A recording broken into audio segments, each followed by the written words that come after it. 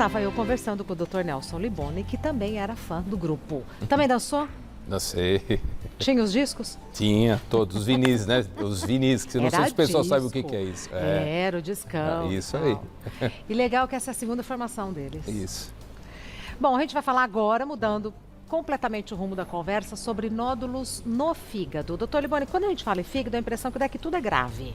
Nódulo no fígado é grave? Então, esse é até um tema bem bacana da gente ter discutido aqui, escolhido para discutir, porque assim, é uma coisa muito comum, né? Então a gente vai fazer um exame de rotina, um ultrassom, uma tomografia por um outro motivo e sem querer descobre algumas imagens, né? E algumas pessoas ficam preocupadas, né? Será que isso é um tumor? Exato. Será que é alguma coisa mais grave?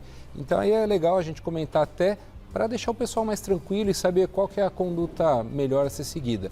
A grande maioria é benigna, né? A grande maioria são benignas. Então já começamos bem. Isso. Vamos aos mitos e verdades. Dr. Nelson Liboni, é mito ou verdade que quando já existe doença hepática, como cirrose ou hepatite, há maiores chances de que o nódulo possa ser câncer? Sim, é verdade. Porque assim, o processo inflamatório e a cirrotização, ela vai propiciar que células cancerígenas também se transformem e cresçam mais rápido. Então, sempre o ideal, que a gente sempre fala com uma certa repetição, cuidar bem da saúde, né? Não engordar, né? Para não ter esteatose hepática que vai evoluir para cirrose, né? Evitar bebidas alcoólicas, né? Em excesso, evitar cuidados com as hepatites B e C, tomando cuidados com vacinas, usando preservativos para evitar esse tipo de problema, porque senão você pode desenvolver, aí nesses casos, um problema de um tumor. Normalmente quem tem esses quadros de cirrotização, a gente pede para acompanhar com mais frequência junto ao clínico ou hepatologista, fazendo ultrassons e exames de sangue para ver se não aparece nenhuma bolinha, um nódulozinho, e aí em cima disso são pedidos exames para fazer o rastreio. Eu acho que a gente tem algumas imagens com os tipos de nódulos no fígado. Ah, legal. Ah lá. Então, tem vários, né? Então, tem imagens, você pode ter cistos, você pode ter adenomas, você pode ter hiperplasia nodular focal, você pode ter metástases, porque o fígado, tudo vai para o fígado. O fígado, na verdade, ele é um grande filtro do organismo, né? Então, por exemplo, aqui é uma hiperplasia nodular focal, essa imagem assusta, né? Muito. Mas não é um tumor maligno, né? Então, por isso que é importante, quando a gente pega uma imagem dessas, ter gente que tem expertise para evitar de fazer exames desnecessários, às vezes como biópsias, porque mudou muito a conduta, né? Tá. Muito bom. Essa é a mesma coisa? São imagens de outro... Aí são hemangiomas, né? Ah, tá. Que é uma outra também, um outro probleminha, porque isso é muito comum, né? Aparecer vasinhos no fígado, que eles se juntam, parece um novelinho de lã, e ele fica aumentando de tamanho. Algumas pessoas ficam preocupadas, pode ter um ou vários. A gente se preocupa quando eles são muito grandes, acima de 8 a 10 centímetros, que aí pode causar um grande probleminha. Tá? Adenoma. Isso, exatamente. Tá? São adenomas hepáticos aí que esse é um perigo, que pode virar câncer. Esse de todos é o mais perigoso? Não. Então, ele pode, assim, antigamente, nódulos, adenomas menores do que 1 centímetro. Antigamente a gente mexia e preocupava porque achava que tudo virava câncer com adenoma. Então hoje, adenomas menores que 1 centímetro a gente observa, fazendo exames de controle, e adenomas maiores que 5 centímetros a gente acaba operando porque eles correm risco de sangrar, ou eles correm riscos de se transformar numa doença maligna. Então a gente acaba removendo essa lesão. Tá. Continuando, é mito ou verdade que todo nódulo no fígado apresenta sintomas? Não apresenta. Então, é o que nós falamos, é um achado de exame. Então, vai apresentar sintomas quando ele se transforma em algo muito grande. Então, tem lesões que chegam a ter 15 centímetros, são coisas assim, bem grandes, hemangiomas que são enormes, né? Então, eles começam a comprimir a cápsula do fígado, que chama cápsula de Gleason, e aí dá um pouquinho de dor aqui do lado direito. Você pode ter sangramentos, né? Você pode ter icterícia por compressão das veias biliares, tem um monte de coisa. Mas normalmente a grande maioria é assintomático. Tá. É mito ou verdade que o uso de pílula anticoncepcional pode favorecer o crescimento de nódulos no fígado? Então, no adenoma, né, isso é importante. Então, toda menina que vai fazer uso de anticoncepcional e a mulher, é importante ela fazer uma avaliação de exames antes de entrar com a medicação. Então, por exemplo, se eu tenho um adenoma, ele é hormônio dependente. Então, quando a gente retira o hormônio, às vezes ele até diminui de tamanho. Então, é uma contraindicação, no caso do adenoma absoluto, que se retire. Agora, por exemplo, os cistos, que são bolinhas de líquido no fígado, hemangiomas ou a hiperplasia nodular focal ou outras lesões, elas têm alguma associação ou não com isso. Ainda tem coisas que estão sendo estudadas, mas não é motivo para se tirar, por exemplo, o anticoncepcional, tá? Uma outra coisa que é importante falar são as reposições de hormônios, né? Principalmente testosterona e outros mais, que o pessoal tem feito muito isso para ganhar massa muscular, também é um problema, não é só anticoncepcional.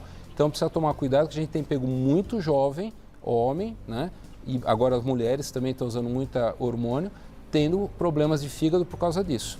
Então é importante ter em mente o que o doutor falou logo no começo, tudo vai passar pelo fígado. Tudo. O fígado é um grande filtro, ele que vai metabolizar tudo, ele que vai transformar uma substância que eu estou absorvendo em algo que não seja tóxico para o meu organismo. Então ele tem uma importância muito grande. Então quando eu uso substâncias que produzem um crescimento anormal de algumas células ou são muito tóxicas, vai causar um processo inflamatório e pode causar um problema maior. Tanto via oral quanto tudo. Injetável, tudo. Tudo, não tem jeito. É mito ou verdade que todo nódulo no fígado necessita ser retirado? Não precisa. Então é isso que nós falamos, né? Então todas as lesões são benignas. Mas, por exemplo, se eu tiver um adenoma que ele está muito grande, então, por exemplo, a mulher resolve engravidar. Tá. Então, a discussão é qual o tamanho desse nódulo e esse adenoma ele tem mais risco de sangrar. Então, ela tem que discutir com o seu ginecologista, seu obstetra, junto com um cirurgião do aparelho digestivo, se vale ou não a pena remover esse nódulo. Uma outra situação, às vezes, são hemangiomas, porque às vezes os hemangiomas são muito grandes, então hemangiomas que chegam a 8, 10 centímetros, a mulher, durante o parto, pode ter uma síndrome que rouba plaquetas e fatores de coagulação e elas podem ter sangramentos. Então, às vezes, é melhor, em hemangiomas muito grandes, em algumas situações, o médico intervir. Quando a gente fala em remoção, por exemplo, de hemangioma, não é ir lá só operar. Hoje você tem embolização, você joga substâncias que deixam o sangue não passar ali e aí aquela bolinha murcha e acaba ajudando e depois você faz uma cirurgia definitiva, se precisar. Então, não é todos que são operados, tá? Mas é um fator que merece ser observado. Sim. Agora, lógico, se é um tumor de fígado primário, né, um colangiocarcinoma vai ser removido. E se for uma metástase, tem hoje várias coisas, não é só cirurgia. Hoje a gente tem, por exemplo, punções que a gente faz ablação, queima um nódulozinho tumoral, a gente pode alcoolizar esse nódulo. Tem vários procedimentos hoje muito modernos que a gente... E menos invasivos. E menos invasivos. Tá. Temos perguntas do pessoal de casa. Um minutinho que eu vou conversar com a Solange. Eu tenho um broche igualzinho dela, por isso que eu falei que é bonito. Vamos às perguntas do pessoal de casa, doutor Liboni. Primeira pergunta quem mandou foi a Maria Helena. Eu tenho 60 anos e estou na menopausa. Fiz alguns exames de rotina que constataram um adenoma com menos de 1 centímetro. Preciso retirar em cirurgia? Então, esse adenoma ele pode ser observado, porque ele tem menos de 1 centímetro. Agora, se for um adenoma maior que 5 centímetros, é discutível, acho que aí já dá para operar. E se ele estiver numa posição muito favorável, dependendo da posição do fígado, às vezes por laparoscopia, às vezes até acaba se indicando a cirurgia pela facilidade. Mas hoje existem alguns marcadores que a gente usa que ele indica melhor se eu preciso ou não fazer isso. Mas no caso dela, provavelmente é só observação. E não é certeza de que ele vai crescer? Exatamente. Pode ser que ele continue desse tamanho. Exatamente, sozinho, desde que ela não faça reposição hormonal de estrógeno e outros hormônios. Tá, ótimo. Próxima pergunta da Leda. No exame da minha mãe, constatou nódulo hepático sugestivo de hemangioma. O que é isso? É isso que nós conversamos. Então, o hemangioma é uma das causas maiores, né, desses nódulozinhos no fígado. É uma lesão benigna, tá? Os vasinhos crescem e formam esse novelo, tá? Então, eles dificilmente viram tumor. Existem... o colangiosarcoma, que é uma outra situação, mas os hemangiomas, na grande maioria, são benignos, é só fazer observação e acompanhar anualmente. E essa imagem, é o hemangioma? Então, aí são hemangiomas, exatamente. São essas bolinhas, ficam um aspecto diferente, né? Então, às vezes preocupa. Tem hemangiomas que são muito grandes que precisam ser removidos, né? Mas no caso aqui é só observar mesmo. Né? Ótimo. Tem risco, de repente, bate um carro, rompe, ou eu vou lutar boxe, eu vou fazer alguma coisa? Não, não é só se for um hemangioma muito grande e a gente vai discutir. Mas não tem risco de romper, não. Perfeito. Mais uma pergunta da Juliana. Quem tem esteatose hepática pode ter mais chances de desenvolver nódulos no fígado? Pode, exatamente por causa daquilo que nós conversamos, nos casos mais graves de esteatose, que você vai evoluindo para cirrotização. Aí pode sim. Então é para se cuidar mesmo, né? Sim. Para se cuidar mesmo. Próxima pergunta. Ana Paula. Tenho 37 anos e estou tentando engravidar. Porém, eu tenho um hemangioma grande no fígado.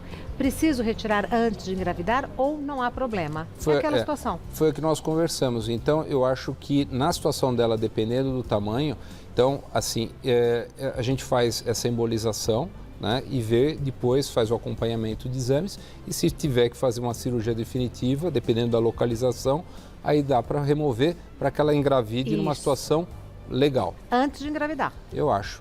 Aquilo que a gente sempre fala, a mulher vai engravidar, ela tem que olhar o organismo como está. Pressão, para ver se ela está com diabetes, se ela tem pedra na vesícula, tudo que possa dar algum tipo de complicação, inclusive isso também, né?